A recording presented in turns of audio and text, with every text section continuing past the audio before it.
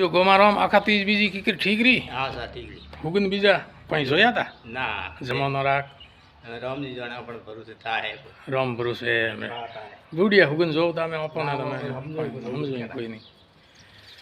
पर जिंदगी ठीक है वो माजो घणे पे आवे तो ही दुखी न कम वाला ही दुखी सही अपने रेडी रेट आपने दाल रोटी मिले रही रेडी। एक साधु होता साधु रे कुटिया में कहूँ ऊंदरा घना रहता गाँव रहा आवता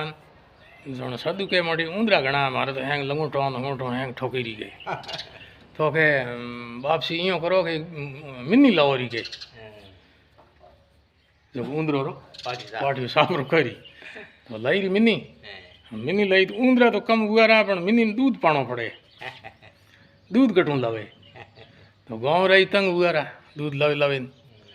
जणो कहो तो के हम इं करो वापसी गा आप लाओ रही गए वापसी लाई रही गा लाई न हुआ तो के हम मोटी गा रे सारो तो अपने सरपंच जाड़ो कोई है तो गायों रे सारो लाव तो आखिर में तो भाई कौन लावे जनो कहो वापसी हम इं करो जमी आप लो रही गए वापसी लीनी 2 बीघा जमी